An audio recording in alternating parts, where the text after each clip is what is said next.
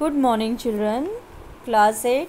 आज हम हिंदी टू उद्गम की पुस्तक से पार्ट 3 कवि का चुनाव पढ़ेंगे। बहुत छोटी सी ये कहानी है और बहुत आम सी है। बहुत आम, कोई बहुत वो नहीं है, परंतु एक ऐसी शिक्षाप्रद कहानी है, या कहेंगे कि इसमें ऐसी शिक्षा दी गई कि इंसानी फितरत जो है उसको बड़ी आसानी से इसके द्वारा पहचाना जा सकता है। इस कहानी के माध्यम से बहुत अच्छा जो योजना बनाई है और उसके द्वारा इंसान की फितरत को पहचाना है। हम देखते हैं कि किसी भी कहीं भी कोई पद खाली होता है, कोई सीट खाली होती है, तो वहाँ पे उसके योग्यता के लोगों को, जैसे अध्यापक का चुनाव है, टीचर का चुनाव किया जाता है, तो उसे बाकायदा जो भी रूल है, रेगुलेशंस है, उसका बीएड होना, उसका इतना एजुकेटेड होना बहुत ज़रूरी है। कंपटीशन एग्ज़ाम क्लियर करना ज़रूरी हो जाता है। आईएएस पीसीएस में भी मतलब वो परीक्षा पास करने के बाद ही लोग उसमें उस पद को प्राप्त करते हैं। लेकिन इसके साथ एक ये भी है कि इंसान का, मनुष्य का, उसके मन में मानवीय भावना होना उसमें बहुत ज़रूरी है। उसकी सारी योग्यताएं उसमें हों, लेकिन अगर उनमें मानवीय भावनाओं का अभाव है उस इंसान में, तो उस पद के योग्य नहीं समझना चाहिए उसे, क्योंकि पद की गरिमा भी यही होती है। इसीलिए आजकल कहा जाता है कि भाई, जो पहले के समय में लोग पढ़े लिखे नहीं थे लेकिन उनके अंदर मानवीय भावनाएं थी, इसलिए हमारे यहाँ मंत्री वगैरह या उस तरह से चुनाव वगैरह लड़ा जाता है। लेकिन आज के समय में शिक्षा बहुत ज़रूरी हो गई है और शिक्षित होना भी बहुत ज़रूरी है।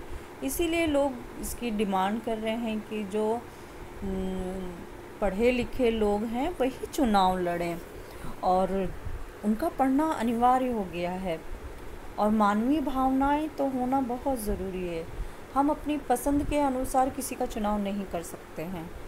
तो इन सब चीज़ों का कि हमें वो पसंद है इसलिए हम उसका चुनाव कर रहे हैं। कहानी बहुत अच्छी है। ये कवि का चुनाव, एक राजा को अपने दरबार में कवि की ज़रूरत, चाहते हैं कि उनके दरबार में एक बहुत अच्छा योग्य कवि हो, और अपने मंत्री से कहते हैं। अब मंत्री ने गांव में जाकर नगर में मुनादी करवा देते हैं। मुनादी यानी कि घोषणा करवा देना, घोषणा भी करवा देते हैं, और 1001 कवि आ जाते हैं। सबके सब लिखने में, पढ़ने में सबकी कविताएं बड़ी अच्छी। अब वो करे क्या? पाठ पढ़ते हैं हम, चलिए देखते हैं क्या होता है। चांद और सूरज के प्रिय महाराज ने अपने नौजवान मंत्री से कहा, हमें अपने दरबार के लिए एक कवि की ज़रूरत है जो सचमुच कवि हो। दूसरे दिन नौजवान मंत्री ने नगर में मुनादी करवा दी। तीसरे दिन 1001 आदमी मंत्री के महल के नीचे खड़े थे और कहते थे, हम सब कवि हैं। मंत्री ने 21 दिनों में उन सब की कविताएं सुनी और देखा कि वे सब की सब सुंदर शब्दों और रसीले भावों से भरी थी, और उनमें मधु की मिठास थी और यौवन की शोभा थी और मदभरी उपमाएं थीं और मन को मोह लेने वाले अलंकार थे। मगर उनमें सर्वश्रेष्ठ कौन है? नौजवान मंत्री इसका फैसला न कर सका। उसने 1 दिन सोचा, 2 दिन सोचा, 3 दिन सोचा। चौथे दिन उसने फूल की पंखुड़ियों के कागज़ पर सुनहरे रंग से 1001 कवियों के नाम लिखे और यह सुनाम सूची महाराज की सेवा में उपस्थित कर दी। महाराज को हैरानी हुई। बोले, क्या ये सब कवि हैं? मंत्री ने विनय से सिर झुकाया और धीरे से जवाब दिया, मैंने उनकी कृतियाँ सुनी हैं और इसके बाद यह नामावली तैयार की है, मगर हमें एक कवि की ज़रूरत है और ये 1001 हैं, मैं चुनाव नहीं कर सका। महाराज ने 1 घंटा विचार किया, 2 घंटे विचार किए, 3 घंटे विचार किए, चौथे घंटे आज्ञा दी, इन सबको कैद कर दो, इनसे कोल्हू चलवाओ और हुक्म दे दो कि अब से जो आदमी कविता करेगा उसे हमारे शहर का सबसे बलवान आदमी कोड़े मार मार कर जान से मार डालेगा। मंत्री ने आज्ञा का पालन किया। अब वहाँ एक भी कवि न था, न काव्य की चर्चा करता था। लोग उन अभागों के संकट की कहानियाँ सुनते थे और उनके हाल पर अफसोस करते थे। 6 महीने बाद महाराज 1000 कवियों को कैद खाने में गए और उन सब की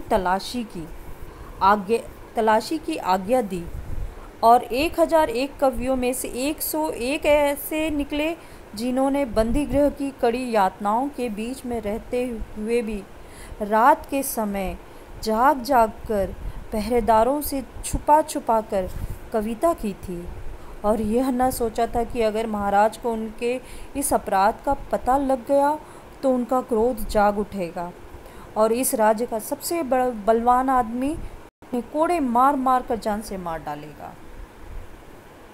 महाराज ने अपने मंत्री से कहा, तुमने देखा, यह 900 आदमी कवि न थे, नाम के भूखे थे। इनको 6-6 महीने की तनख्वाह देकर विदा कर दो और यह 101 आदमी किसी हद तक कवि हैं, इनको रहने के लिए हमारा मोर महल दे दो और देखो इन्हें किसी तरह की तकलीफ़ ना हो। मंत्री ने ऐसा ही किया। अब ये कवि अच्छे कपड़े पहनते थे, अच्छा भोजन खाते थे और रात दिन रास रंग में लीन रहते थे। लोग इनके ऐशो आराम की कहानियाँ सुनते थे और अपने दुर्भाग्य पर ठंडी आहें भरते थे।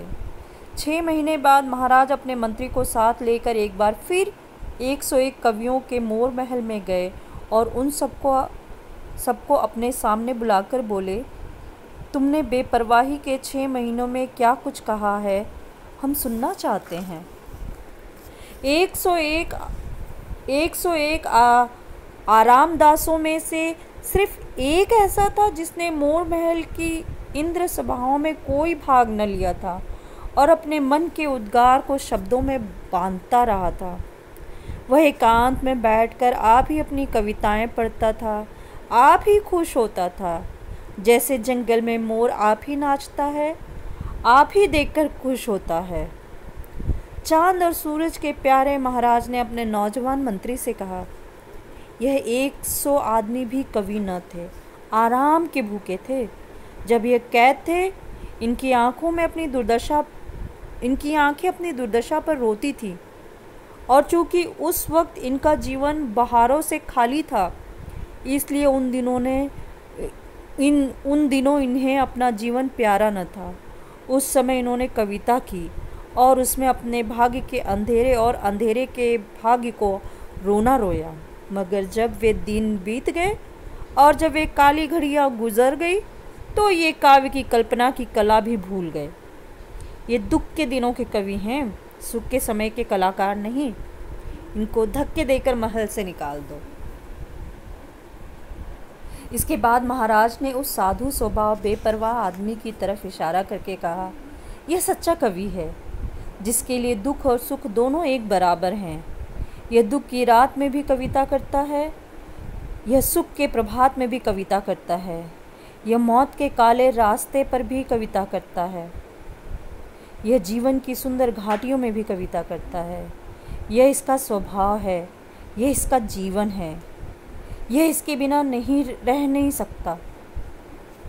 यह सच्चा कवि है, यह 1001 कंकड़ों में हीरा है।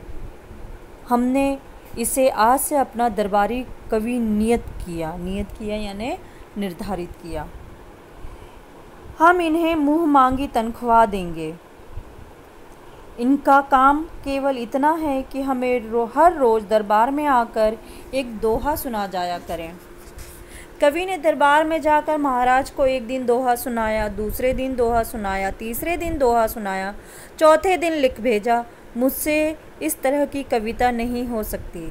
मैं उद्गार का कवि हूँ, किसी की मर्ज़ी का गुलाम नहीं। नौजवान मंत्री ने कहा, यह आदमी कितना अभागा है। मगर महाराज ने कहा, नहीं, यह अभागा नहीं, यह कवि है।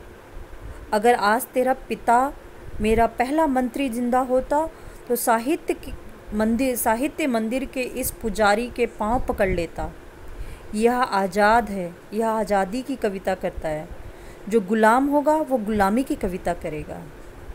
यह आदमी दरबार में आए या न आए, इसकी तनख्वाह हमेशा इसके घर पहुंचती रहे।